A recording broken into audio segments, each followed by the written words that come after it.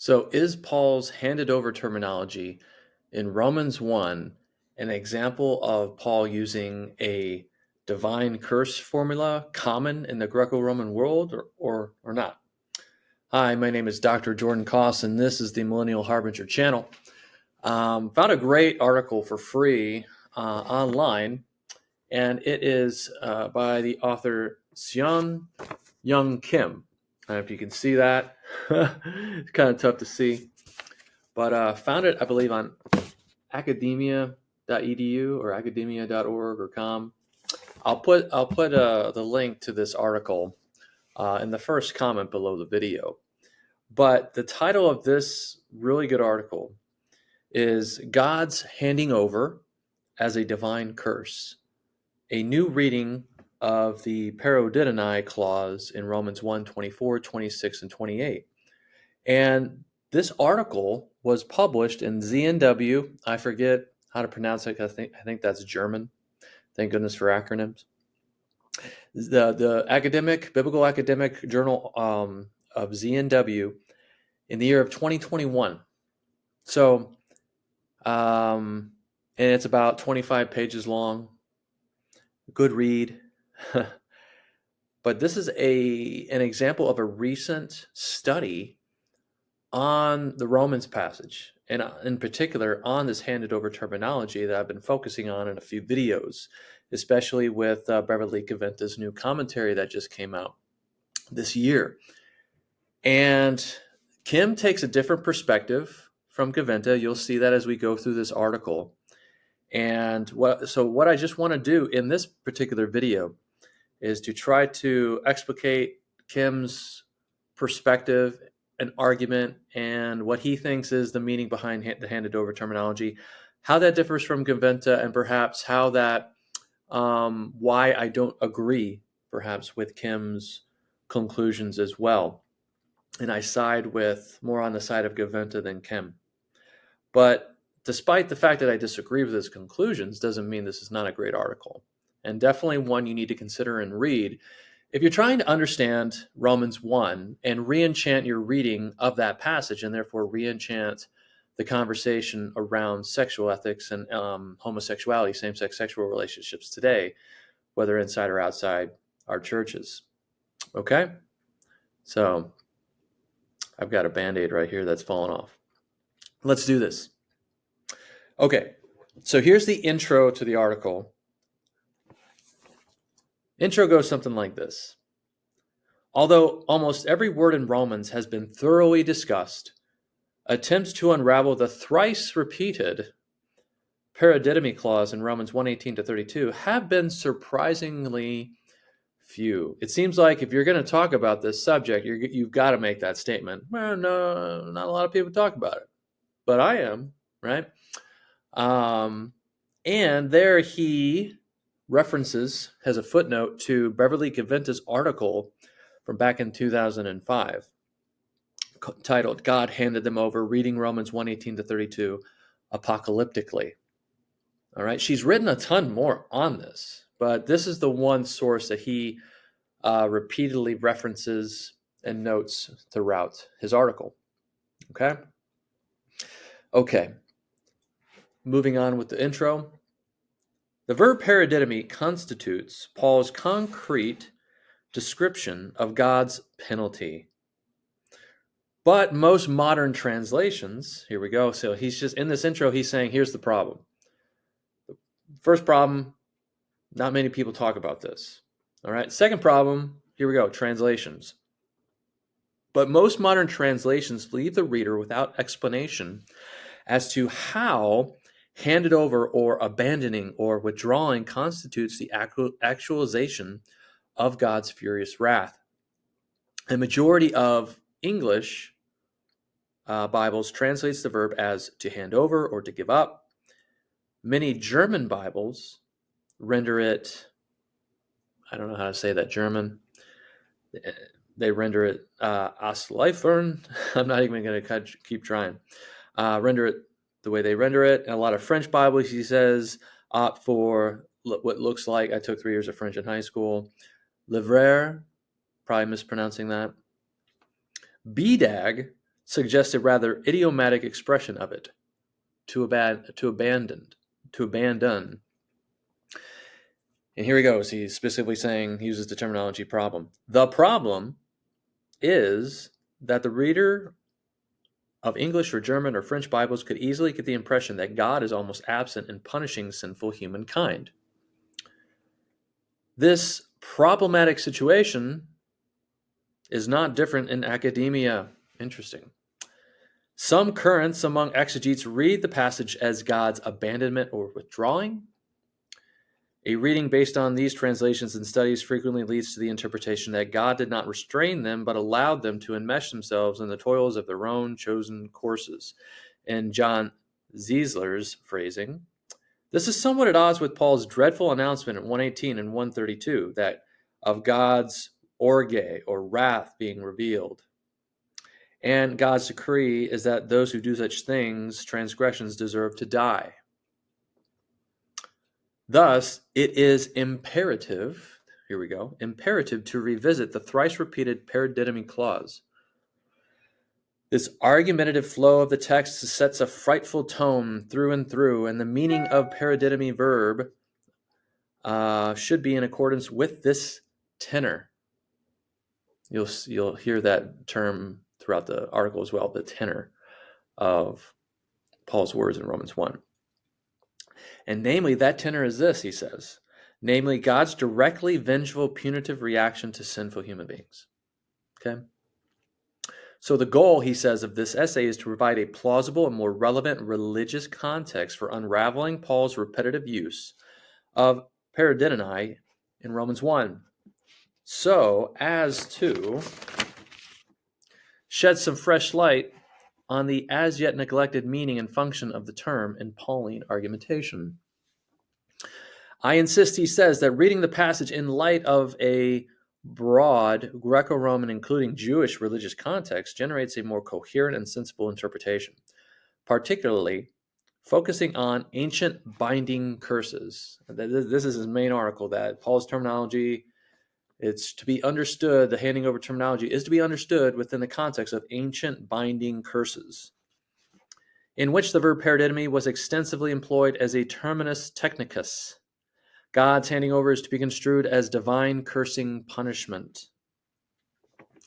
And he references, footnotes, Ernst Caseman's Romans commentary that he calls a landmark study, references a lot throughout the article. That is to say, the verb expresses God's direct involvement in punishment via imprecation. Like you've heard of imprecatory psalms. This is an imprecation that Paul is using here, this imprecation formula, this ancient divine binding curse. Via imprecation, which gives over sinful humans to control of other agents, so that one, humans are estranged from God, and two, other agents dominate over humans, resulting in transgressions worthy of a death sentence in accordance with God's intention. Okay? So that's basically his thesis in that paragraph that he's going to argue in this article. And a question that I posed to myself here in the margins is, how is this different from Gaventa? All right, you're going to see that as we move forward, because he's using similar terminology in some ways to Gaventa, but we're going to figure that out.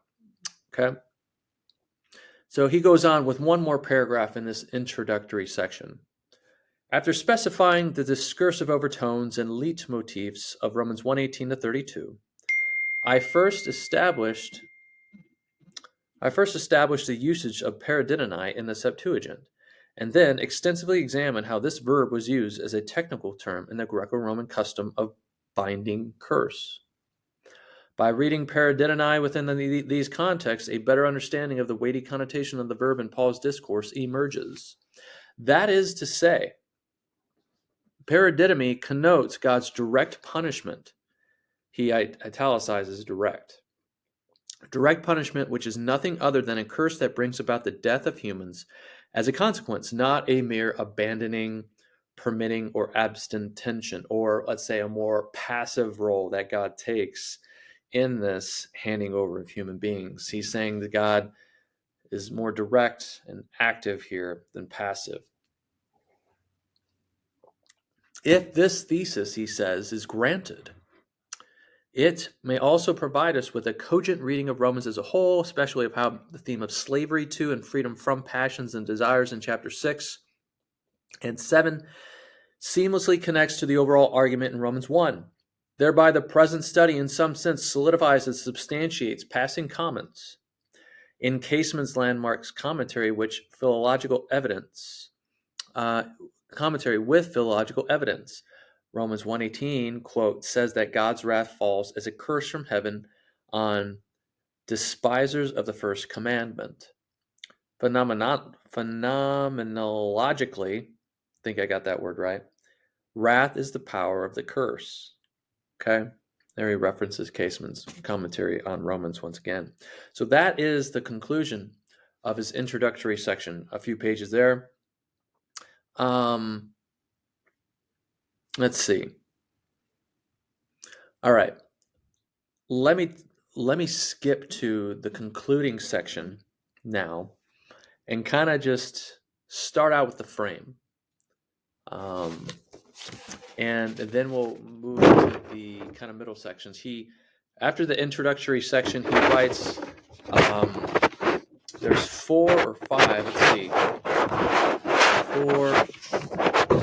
6 total sections within this article.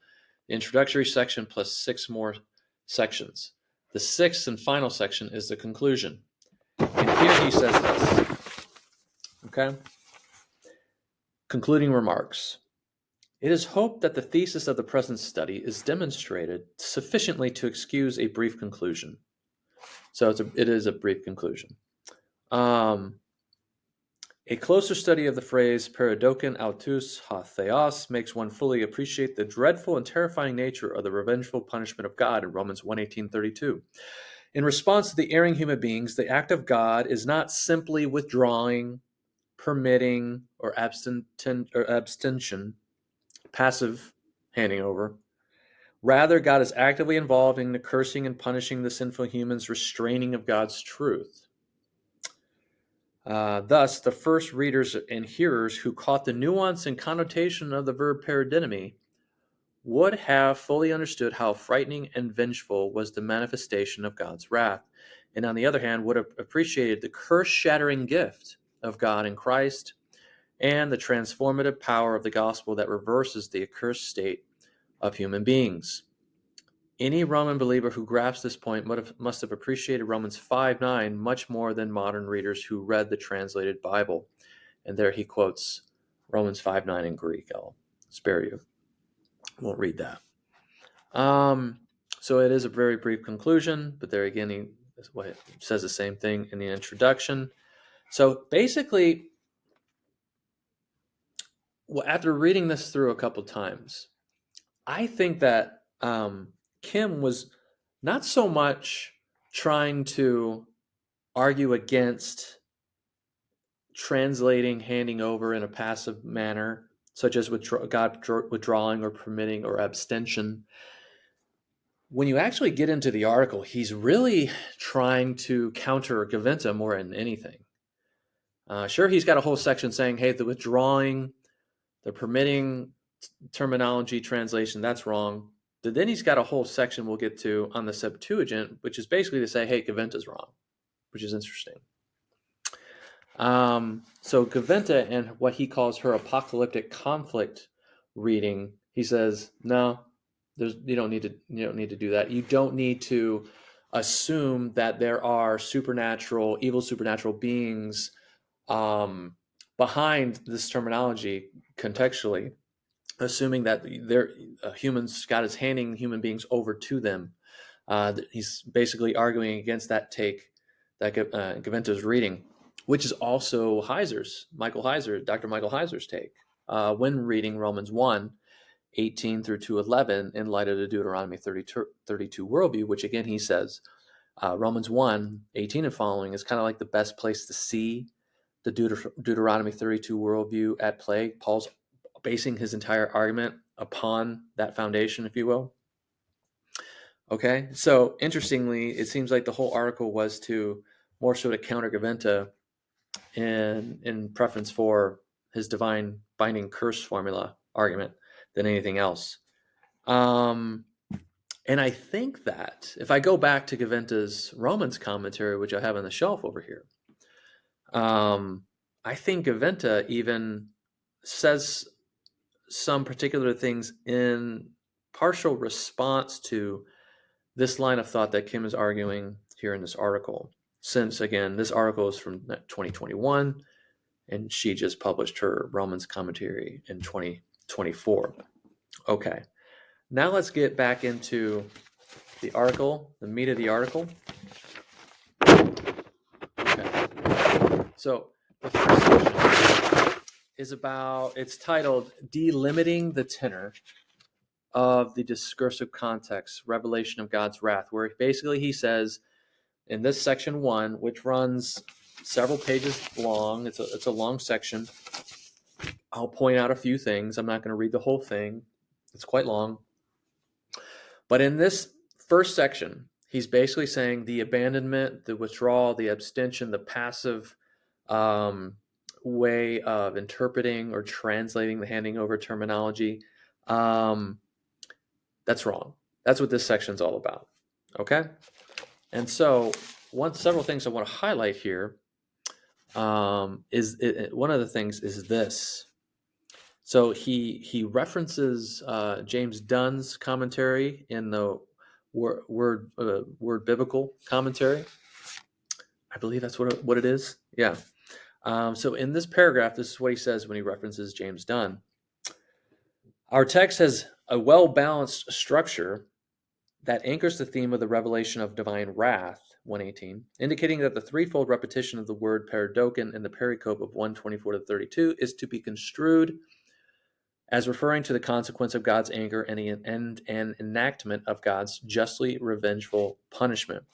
And at the end of that sentence and paragraph, he has a footnote. He has a reference down, footnote 15, where he references James Dunn's Romans commentary in the Word Biblical Commentary series, and has a quote from it, and saying, structurally significant for the development of the exposition in 118 to 32 is the threefold repetition of alasso, or alasso and metalasso, or what's translated as exchanged, in verses 23, 25, and 26, matched by the threefold repetition of paradidonai in 24, 26, and 28.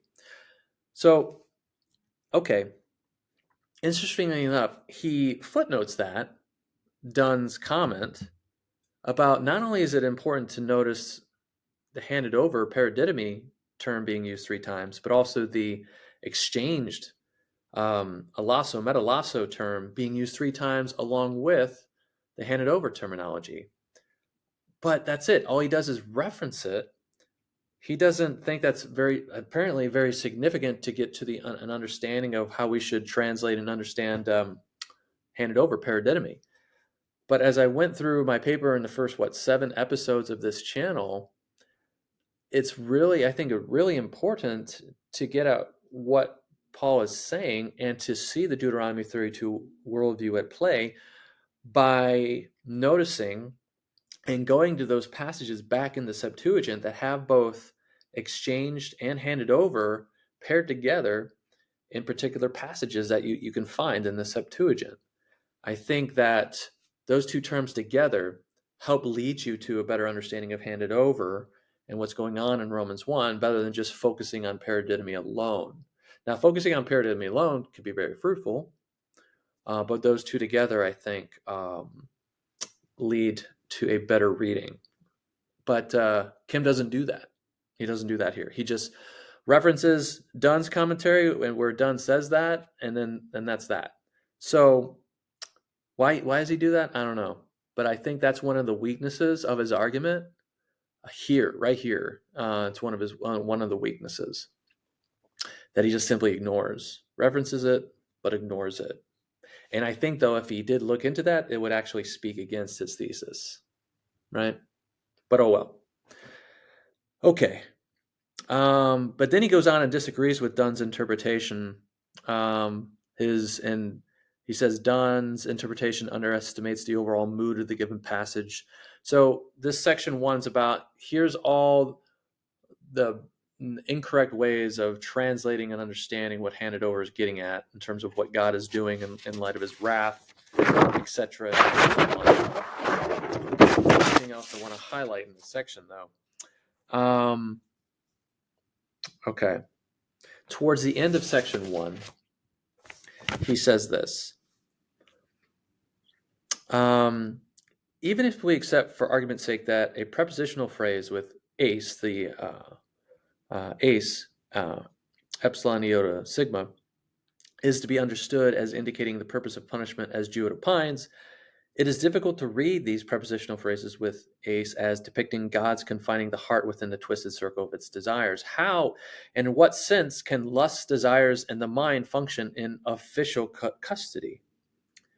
Emphasis on the legal background forces the reader to construe Paul's words as only metaphorical, because uncleanness, desire, and undiscerned mind cannot be agents in legal court. He's like arguing against this legal court reading and interpretation of Handed Over, and is diluting the punitive connotation of the verb itself, and is playing down the vengeful tenor of the passage.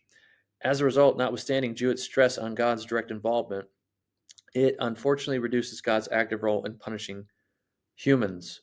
So, again, Gaventa and the Divine Council worldview, the Deuteronomy 32 worldview, helps us see that perhaps Paul's verbiage of what they're handed over into, as Gaventa argues, that we looked at in recent videos, those are words referencing the evil spiritual beings without using the specific terminology that makes us, as modern 21st century Christians, wonder, well, what is he talking about? Well, it seems like his original readers would have understood what he was getting at when he's like, you're handed over to uncleanness, to your desires, to an undiscerned mind. And those terms are actually referencing something else, those rebel spiritual beings. Okay, so if Kim perhaps knew about Heiser's material, he could it could have helped him in his argument here, but he knows about Gaventa. So as we'll see, he doesn't think Paul's terminology of what humanity is handed over to is referencing supernatural beings, but is just referring to the very literal reading of uncleanness, desire, and undiscerned mind. Okay. And so, in the final paragraph of the section 1, he says, considering the overall tone and motif of Romans 1:18-32, it is clear that the term paradidonai is chosen by Paul to denote God's direct punishment matched by God's wrath, and thereby is to be considered within a religiously penile context, not as permissive abandonment or withdrawal. He's summing up section 1 saying all those passive ways of understanding God's handing over or reading of paradidonai, they're wrong. Okay? If this understanding is correct, then we are forced to answer the following question. What semantic field did the common verb paradidonai acquire if used in religious discourse? Well, he's getting to the next section, which is his analysis of the Septuagint. In the following sections, I explore the connotation of the verb in light of its usage in the Septuagint first, and then in Greco-Roman religiosity. So the Septuagint Jewish context first, and then broader Greco-Roman cultural context after that. He's going to make his argument based upon the broader Greco-Roman cultural context and not specifically the Septuagint, even though he's also going to argue that the divine binding curses are also a Jewish context as well. Special attention, he says, is given to the appearance of the term in ancient binding curses and magical papyri. I'm going to see if I pronounce this term right. Defictionis and inscriptions, which have not received due attention in the history of the passage's interpretation. As a conclusion, I insist that the verb is to be interpreted as a technical term in an ancient curse, which renders a more cogent and coherent reading of the text. The problem, though, in this next section, which section 2 is titled paradidonai in the Septuagint, the problem is that his analysis of paradidomi in the Septuagint is totally not thorough whatsoever. And if it was, I think that would have resulted in that working against his thesis once again. Again, you should look at the meaning of what's going on in Romans 1, more so with where in the Septuagint exchanged and handed over happened together in those passages, as well as an overall analysis of paradidomi in the Septuagint as well can lead to a better understanding of what's going on in Romans 1 and what Paul means by paradidomi, be handed over. But this section, I have given it the title, Why Gaventa is Wrong, right? So this is significant. So here we go. It's all about pretty much arguing against Beverly Gaventa's reading, apocalyptic conflict reading of Romans 1 or handed over. Here we go. Again, I'm not going to read all of it, but I'm gonna read a lot of it. Sorry.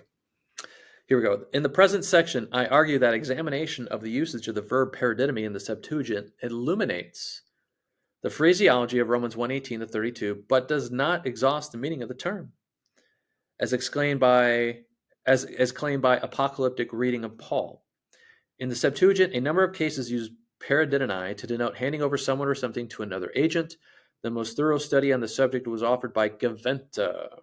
Gaventa correctly notes that in several Septuagint passages, there he references her article once again, that he referenced at the beginning of his article, correctly notes that in several Septuagint passages, this handing over virtually always involves handing over to another agent.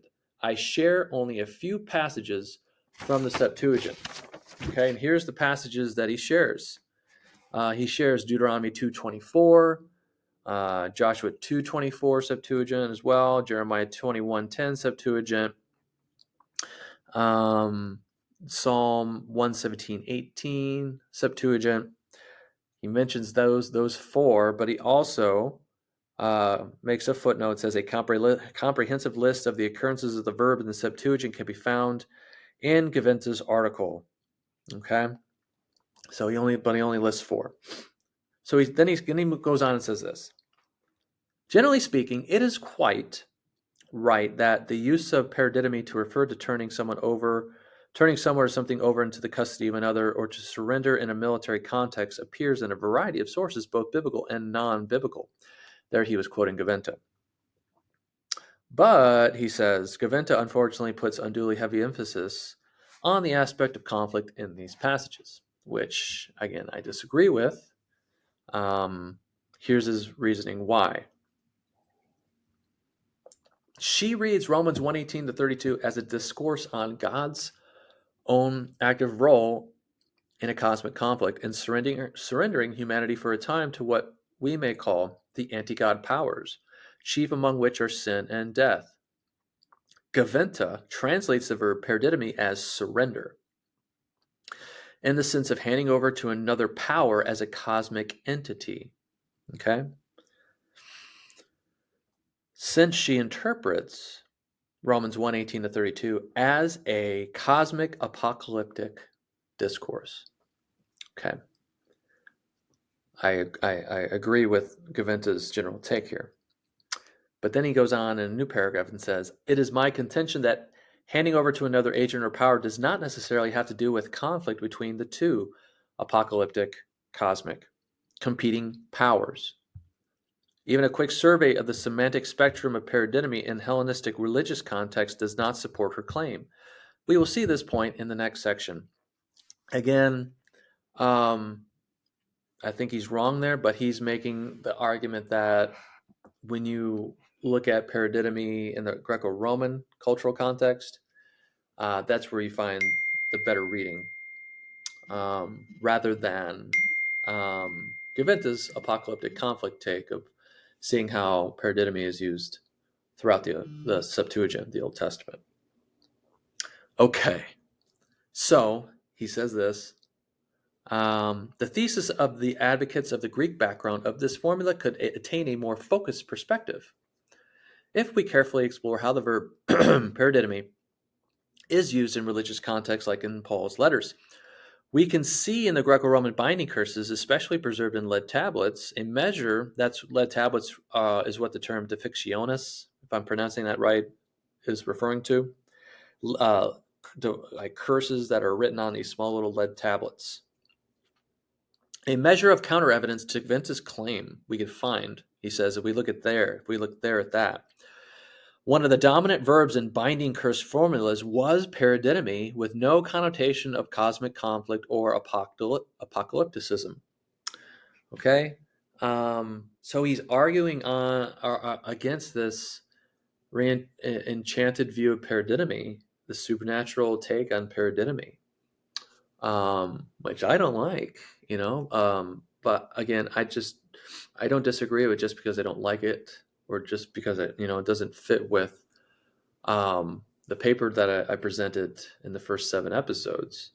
I just don't think that, and we'll get to some more of my disagreements, that the Greco-Roman context is the number one place where we should go to understand what Paul's doing here in Romans 1. Okay. Let's see. Here, in one of his footnotes, in footnote 34, he references Gaventa again. He's like, I've already criticized this problematic aspect for thesis in a work he wrote on curse motifs in Galatians, an investigation into Paul's rhetorical strategies. So Kim has written about these divine binding curse formulas elsewhere and in other books, such as Galatians. So he's taking what he knows about this from other places in Paul's reading, and he's applying it to Paul's terminology here in Romans 1. Okay, let's see. I'm going to turn the page. Here we go. So that's it. That's the entirety of section 2 right there. Just 3 pages, less than 3 pages. So again, his analysis of the Septuagint isn't really an analysis. I don't think he does a good job there at all. And again, I think if he did a more thorough investigation, he would come up with evidence that would counter his thesis. So pretty disappointed in this section of his article, not gonna lie. Okay, now the third section, it's titled Paradidonai, an Ancient Binding Curse. This is a really long section. I'm just going to give you a brief overview of it. Basically the title of this section is "This is what it should mean," or this is where Paul gets his terminology from. Really, not Gaventa's take, not the more passive readings of handing over, but this divine binding curse formula from the Greco-Roman culture. Okay, so this is what section 3 is all about. This is his section where he gets to make his argument about paradidonai. Okay, and it's like 1, 2, 3, 4, 5, 6, 7, 8 pages long. All right, and I'm just going to read to you like the last paragraph, where he sums up his case. He gives a lot of examples of where this divine binding curses are found. Okay, so here we go. I'm just going to read the last paragraph and leave it to you to go to the article from the link I'll provide and read it yourself. But he says this: given this textual context for the ancient reader here, there might be no real difficulty in grasping Paul's depiction of the personified lust, mind, and desire which exert control over sinful humankind as dominating and tyrant-like agents. It is important to note that there is no need to appeal to an apocalyptic reading of Paul in order to understand our text. So he continually pounds Gaventa throughout this article. Or not just Gaventa, just the supernatural, kind of like a re-enchanted reading of Romans 1. So if I'm going to argue that Heiser's Deuteronomy 32 worldview, that theological understanding is kind of the foundation of Paul's argument of sexual ethics here in Romans 1, then this is this general understanding argued by Kim and perhaps many others is something that I'm going to have to keep coming back to and come back to with a more nuanced and specific retort. And I'll do that in the future. Okay, back to the last paragraph of section 3. Before closing this section, I would like to ward off any anticipated rejection of this thesis. One may criticize my reading by pointing out the difference in the tenses of the verbs employed by the curse formula, in most cases the present tense, and in Paul's wording in Romans 1, 24, 26, 28, the aorist tense. However, this does not seriously challenge my thesis, because Paul's discourse in Romans 1 depicts some kind of primordial meta-narrative on sin, not a petition like GMPT or Defectionis. In other terms, the characteristics and the literary aims of each document differ. The curse formula are to be considered a sort of performative speech or ritual petition, while the latter part of Romans 1 is a discourse which is a combination of the ancient discourse about the degeneration of humanity and about apex of sinfulness, as Stowers sufficiently demonstrates. Because Paul's description of the degeneration of humanity intrinsically refers to the primeval events, it must have been natural for him to elaborate God's punitive actions simply in the aorist tense. In a magic papyrus cited above, we see an interesting feature. In a judicial prayer as a subgroup of ancient katadesmos, one who appeals to justice before a despotes describes a past action of entrusting or petitioning using a typical formulaic clause in Defectionis. I have submitted my affair to the Lord for punishment of the evil deeds. Again, this text shows a merging of a legal connotation and a binding curse in the didomi word group. A curse formula could be written in the past tense if that act of curse invoking had already happened. Paul's concern in Romans 1 did not lie in the time when God's wrath and punishment was as manifested, but in the fact that it had just happened. Again, disagree with that, but that's his final paragraph of section 3, where he tries to make his claim to how we should understand paradidonai. Okay. Section 4 is titled A Brief Note on the Implication of Our Reading of the Verb Paradidonai for Interpreting Romans, or basically, how does this help us read the rest of the book of Romans, is what this section is all about. It's 1, 2, 3 pages long. Let's see. Let me read this part. The verb paradidonai in section 4, verb paradidonai was extensively used in Greco-Roman binding spells, and taking into consideration this phenomenon, we can say that the verb paradidonai acquires rather a different meaning when used in religious discourse, and here in Romans 1 it conveys a notion of God's punitive action which amounts to a curse.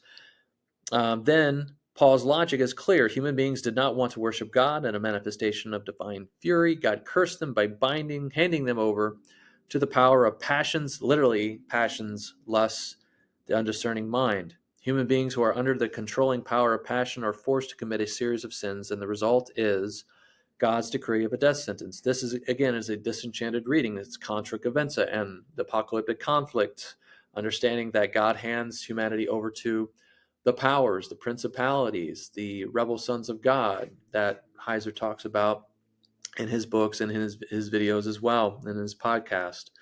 Okay, so, but yeah, this is like, I don't like it because I think it's a disenchanted reading of the text.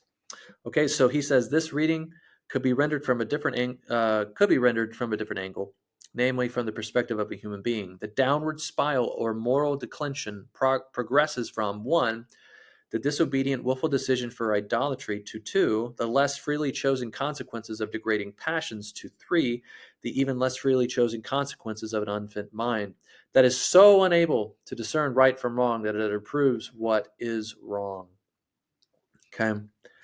Okay. From the observations above, I, the author, conclude that Paul does not claim that God simply abandoned the wicked human beings or gave them up to their own choices. Rather, God actively and furiously punished and issued curse on sinful humankind. The result is that human beings could not properly exert their willpower, but remained under the control of the tyranny of agents like lust and desire.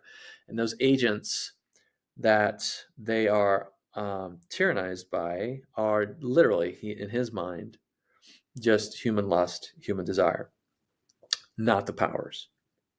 So the latter part, he says, of our passage from Romans indicates that humans commit sin as a consequence of their captivity under other agents, which compel or force them to do something deserving of death. Only the gospel liberates them from these external restraining powers over humans.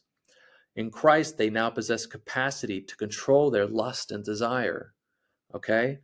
Instead of in Christ, Jesus, and this is what another disagreement I have with his take is, he doesn't even consider Romans 8 in how to understand paradidonai within the book of Romans itself.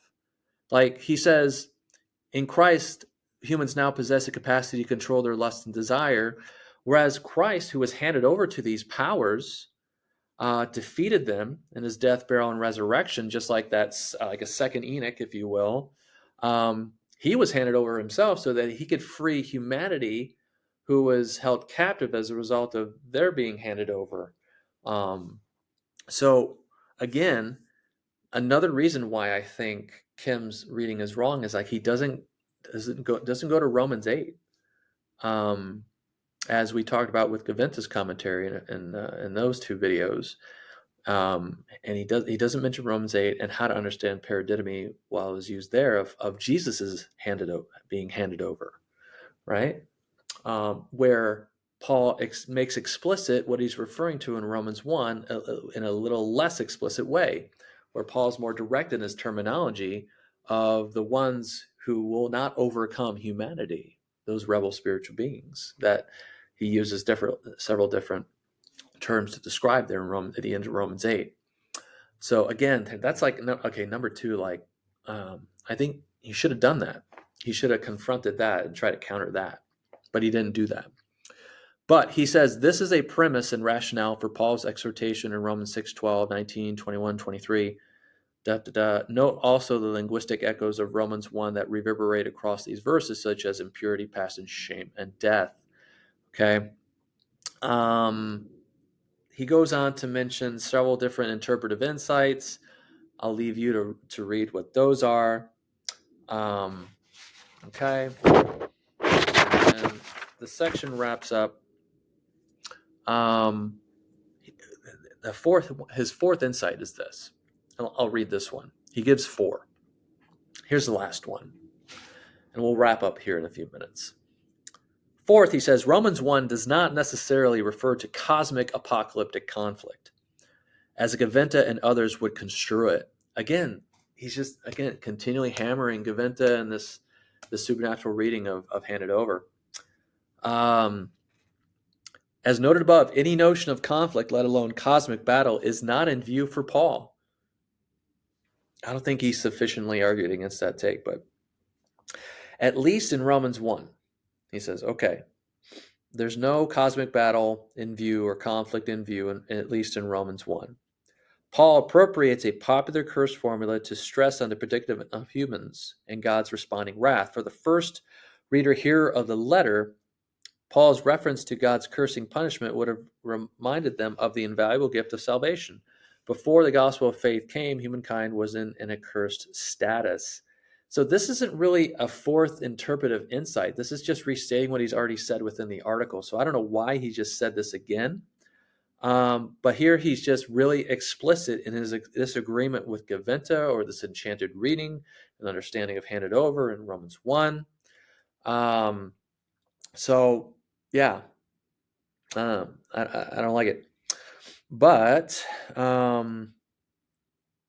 last short paragraph of section 4 here on how he thinks his argument, his thesis, helps us read Romans better.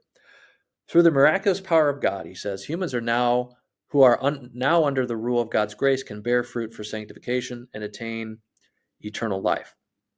As the argument flows, the meaning of the word paradidonai becomes a bit flexible, but still functions as a stichwort that connects each section into a coherent narrative. For instance, in 6:17, Paul says that upe kusate de ek cardias es hun paradothete. I'm going to stop there. Yeah, it's been a while since I just tried to read Greek, especially in a video. He just references Romans 6:17, and he doesn't explain it. Okay. He says also it is important to note that God's punitive handing over becomes offset by Jesus being handed over. Oh, here he references Jesus being handed over. It is important to note that God's punitive handing over becomes offset by Jesus being handed over. Romans 4:25 and 8:32, where God is the subject of the act of handing over. But that's it. He ends the section with that line, as if that statement makes his point. And actually, again, if he dove into 4:25 and 8:32, it would actually, I think, counter his thesis, his point. But that's all he says. He just leaves it like that. It doesn't work. This counter Gaventa argument is weak. Oh well. And then he's got section 5, which is the short section right before the conclusion to say, oh yeah, Paul also uses this term restrain, which can also be found within divine binding curse formulas as well, which I've retitled this. The title of this section is section 5, humans restrain the truth in God's handing over. You can retitle it as, and let me add one more thing on restrain. Okay. And so it's just a further argument he tries to use to strengthen his overall thesis. Okay. But then he gets to the end of section 5 where he's like, okay, if we take all of this seriously, the meaning of the curse in the verbs to restrain and to hand over as technical terms in ancient magic, Romans 1 could be interpreted as follows. As a reaction to humans' restraining of God's truth that amounts to an aggressive cursing act, God vengefully handed them over as an eye for an eye kind of punishment. Yeah, I don't know. I think there's some truth in the terminology that Paul chooses to use here in Romans 1. But in a nutshell, that's a better the spot in terms of anywhere else in his article where he kind of summarizes his interpretation succinctly. Let me read it again. Romans wood could be interpreted as follows. As a reaction to humans' restraining of God's truth that amounts to an aggressive cursing act, God vengefully handed them over as an eye for an eye kind of punishment. Okay. All right. And that's that. We've gone through the entire article. I've kind of given you, at least two reasons why I don't agree with his his thesis. Cool. It's still a great article. Again, I think that Dr. Michael Heiser's Deuteronomy 32 or Divine Counsel worldview is a really good lens for which to read Romans 1 to understand Paul's terminology, especially handed over. And to counter Kim's argument here, right? Because with Kim basically using this article as a means of saying Gaventa's wrong, just as much as it is to say handed over is better understood in light of the Greco-Roman culture. Yeah. So if he's saying Gaventa's wrong, he's also saying Heiser's wrong. And I think that it's important this article is important for a number of reasons.